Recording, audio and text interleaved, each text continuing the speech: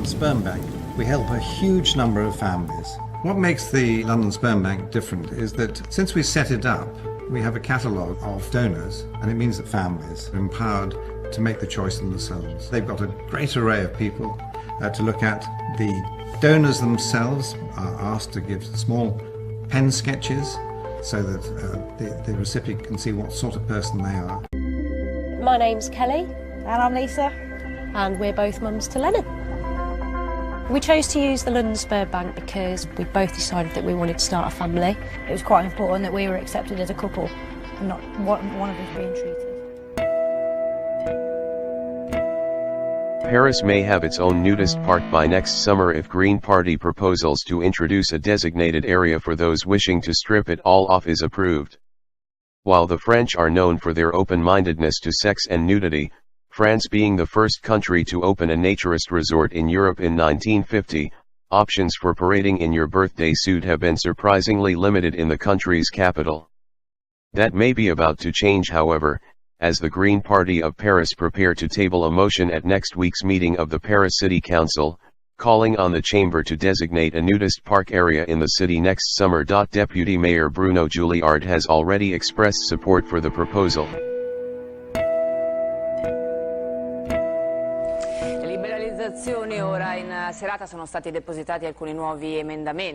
Within weeks, the U.S. Supreme Court is set to decide whether to hear a major transgender rights case for the first time.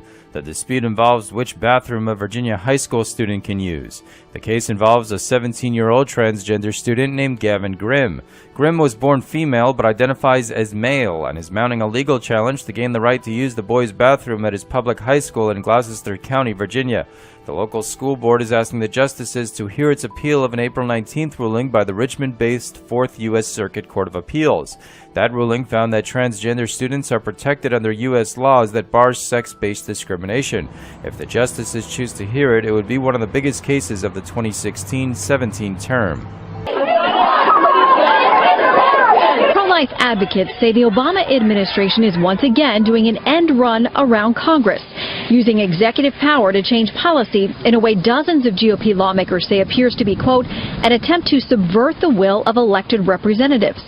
The Department of Health and Human Services, or HHS, has proposed a federal regulation that will tell state and local governments how they can and cannot spend Title X money, which is given to states in order to fund family planning services. A number of states have set guidelines that direct the funds to full-service community health centers, rather than Planned Parenthood, which performed nearly 325,000 abortions over the one-year period outlined in its most recent annual report. Planned Parenthood President Cecile Richards is praising the rule, saying, quote, the Obama administration is protecting access to health care for millions of people. Not everyone agrees. Once again, you're going to have this administration that has an unholy alliance with the big abortion industry, protecting them and saying, states, you don't have the right to decide who provides the best services for your women, for women's health issues. We're going to tell you that you cannot make that decision. And you know what? That's wrong. Yeah, she took a picture of just some water coming out of a faucet, posted it on Twitter, complaining about it. She never imagined what would happen next. Hazel Juco says when she saw discolored water coming from the sink at school, it upset her. I just took a picture of it, and then fourth hour is my newspaper class, and I went and talked about it with them. She posted the picture on Facebook and Twitter. A short time later, she got called down to the office at John Glenn High in the Wayne Westland School District. She told me that I was being suspended for 3 days, OSS, for taking a picture. It's inappropriate use of electronics in the restroom. Dozens of students protested by tweeting bathroom pictures they took without getting in trouble. I called Wayne Westland Superintendent Dr. Michelle Harmala. She looked into it and says she found out high school administrators made mistakes. For one, they didn't report the water issue to maintenance, so she did. So I reached out to them. They sent a plumber out right away. We do have a piece of the pipe that leads to the faucet that was corroding and needs to be replaced, so that's underway right now. Dr. Harmala says the rule against cell phones in bathrooms aims to prevent inappropriate pictures of people, not building issues, and the punishment is inappropriate. She's going to make sure this out-of-school suspension is taken off your record. Oh, yes, I'm so happy for that.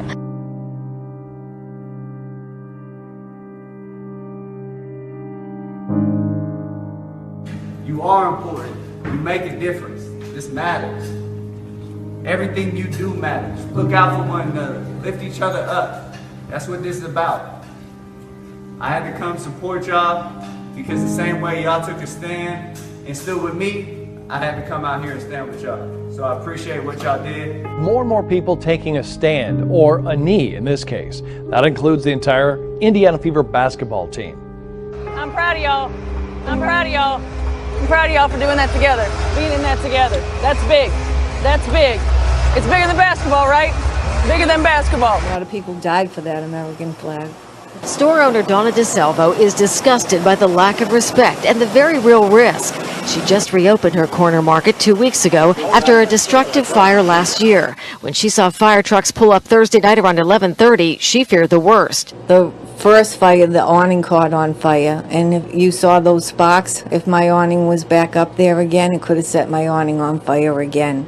What really happened, 3 young men torched the American flag that used to hang on this utility pole. Store surveillance video shows the moment a man climbed up on a trash barrel and set the flag on fire. Seconds later, pieces of the burning cloth can be seen raining down. From another camera, video of the trio fleeing the scene. Look at the bottom of your screen. At one point, one of the men looks directly at the camera before he runs away. It's really awful that they would actually target a flag. You can't do that. A crowd gathered today in Richardsville to watch an American symbol retake flight. On September 11th, an American bald eagle was found struggling along the banks of the Green River. After 2 weeks of rehab from the Broadbent Wildlife Sanctuary, Fitzgerald the eagle was released back into the wild. You're seeing the video right there. Wow, very impressive. Right where he was found by Mike and Patrick Thornton is where he returned. Instead of flying, he tried to go hide, crawl up the bank and hide behind a bunch of trees. And we sit there and watched him for a little while and finally figured out something was wrong with him. Had he not been found, he would have either been attacked and eaten by a predator, or he would have died from this toxicity. He was that sick. There you go. Emergency UN Security Council meeting on Syria has wrapped up in New York. It was requested by the United States, Britain and France amid the escalating conflict in the city of Aleppo. The gathering saw a heated exchange between the Russian and American envoys. There's been a bitter war of words at a specially convened meeting of the UN Security Council over Syria as diplomatic efforts to broker peace gave way to recriminations. Russia, it was suggested several times, may have committed war crimes, especially over last week's bombing of an aid convoy near Aleppo. Washington accuses Moscow of consistently lying over its support for the Assad regime. When Russia is espousing fiction, we have to call that out. What Russia is sponsoring and doing is not counterterrorism, it is barbarism. Russia denies attacking the aid convoy, blaming rebels or a US drone. Its ambassador said rebel groups were responsible for the collapse of this month's ceasefire, and bringing peace was now an impossible task. Vitaly Churkin blamed hundreds of armed groups and the US for failing to rein them in. More than 200,000 people in Aleppo have become prisoners of the terrorist groups Jabhat al-Nusra and others, he said. They're trying to use women and children as human shields. Airstrikes are used only against the militants' positions and with laser-guided bombs. The UN Special Envoy said bunker-busting bombs had been used on civilians in Aleppo. Britain's ambassador also held Moscow responsible for their plight. They are now facing an unprecedented, unrelenting onslaught of cruelty. And it is increasingly clear that it is an onslaught beyond the capabilities of the Syrian Air Force alone. In short, it is difficult to deny that Russia is partnering with the Syrian regime to carry out war crimes. This heated Security Council meeting saw repeated accusations against Russia.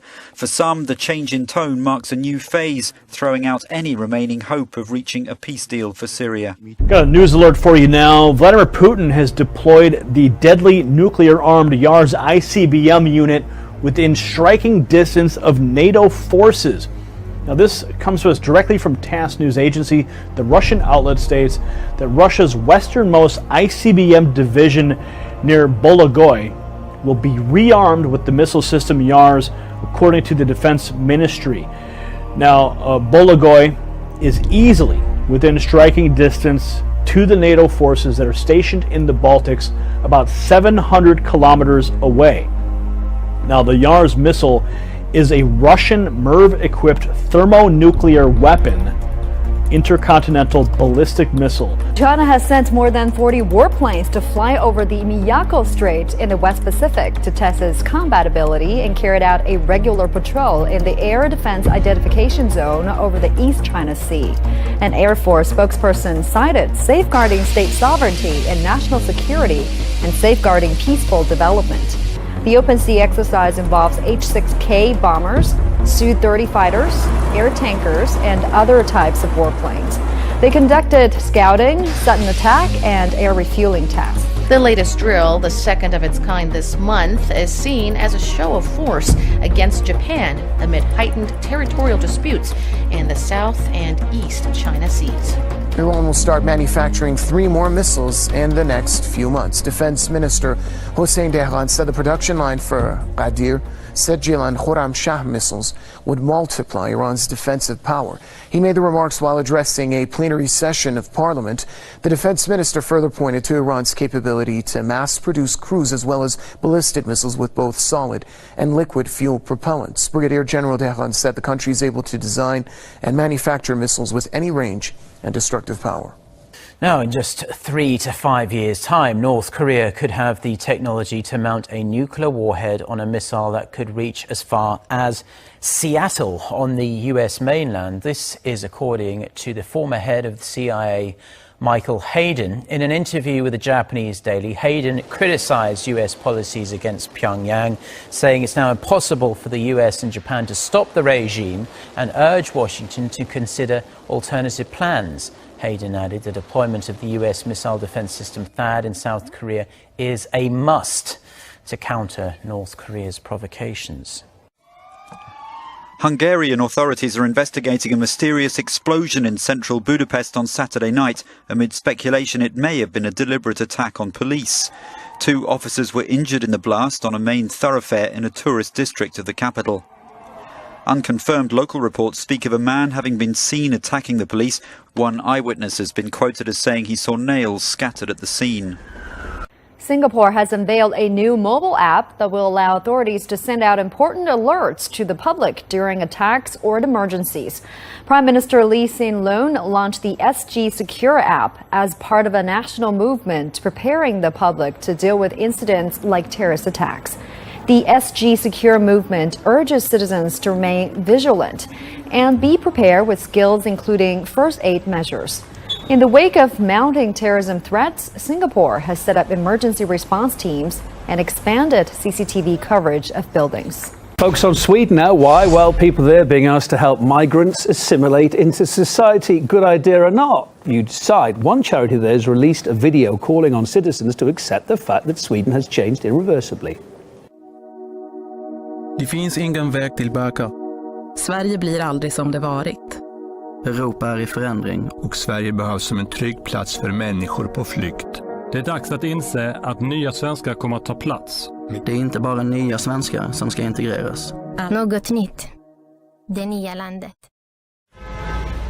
Jordanian Christian writer Nahat Hatta has been shot dead outside the courthouse where he was standing trial on charges of contempt of religion. He'd been arrested for sharing a caricature on social media, considered offensive by many conservative Muslim Jordanians. Intended to ridicule ISIL fighters' vision of paradise, it shows a jihadist treating God as a servant. Hatta, who'd apologized and said he didn't mean to cause offense, was shot 3 times as he prepared to enter court in Amman. Hit in the head, he died later in hospital. For those close to him, feelings are running high. The Jordanian people must unite to fight against the unjust forces that accuse others of being apostates. The government must take a stern stance towards these dark forces. There have been enough crimes committed against our nation in Yemen, Syria and Iraq. Is that not enough? Jordan can't handle this. Jordan's suffering from the infiltration of these people who are spreading among us. The disputed leader of the Nigerian Islamist group Boko Haram has resurfaced in a new video after the army claimed he'd been fatally wounded in an airstrike. In the film, Abubakar Shekau mocks the army for claiming he'd been killed and says he's happy and in good health. The video is dated September the 25th, but it's not clear when it was recorded. Shekau led a breakaway faction after the main group of Boko Haram declared allegiance to ISIL. Though the heavy rains that recently hit the Midwest have ended, heavy flooding continues to plague the region. Severe storms killed at least 2 people in Wisconsin and closed Interstate 94 in Minneapolis-St. Paul, Minnesota this week. That rainfall is now rushing south, down the Cedar River towards Cedar Rapids and other cities in northeast Iowa. Iowa Governor Terry Branstad has declared a state of emergency in 13 counties, and the National Guard has been deployed to aid police in rescues and patrols. The river is currently almost 10 feet above flood stage, with waters not expected to recede in some areas until Friday. Storms back east triggered flooding and swift water rescues. Even animals found themselves trapped in the floodwaters. McCloyd Hageman shows us how one man risked his life to save a stranded deer before it got swept away. You're hearing people yelling as they watch a deer getting swept away in the Cedar River, knowing there's nothing they can do as the river rages. Moments later, the deer gets stuck here at the 4th Street Bridge, causing quite the spectacle. My daughter called 911, and then another lady just called the police department. And then the police department said that they couldn't do anything. They don't think they could do anything. She's going to have to just try to swim to shore. Knowing the deer would eventually get exhausted and die, these men act fast. Deer was in the water, stuck, baby deer with noticeable wounds, so we just wanted to get the deer out of the water to safety. Jamad Salas held as this Evansdale man jumped in the water with his life jacket on, strapped in the deer, and then they pulled it to safety, all while keeping a sense of humor. Hey, don't forget about me. It feels good, man, to see the city coming together in the midst of something like this, man, to come together. Not knowing what to do with the deer, the 3 men decided to keep hold of it, drive it out of town, and then let it free. You gonna ride in the back with us? So to see Waterloo coming together, it's a beautiful thing.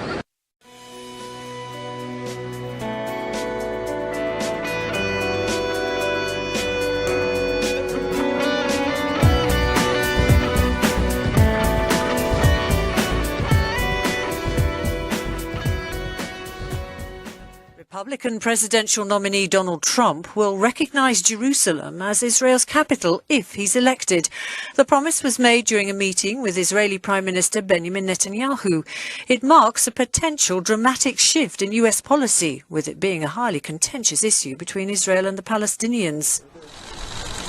Democrat presidential candidate Hillary Clinton also met the Israeli premier, where she reportedly stressed that a strong and secure Israel is vital to the United States because of shared strategic interests and common values. With latest opinion polls showing Clinton's lead has narrowed to only 2 percentage points over her rival, the focus is now on the first of 3 televised presidential debates. An estimated 100 million viewers are expected to tune in for Monday night's face-off in New York.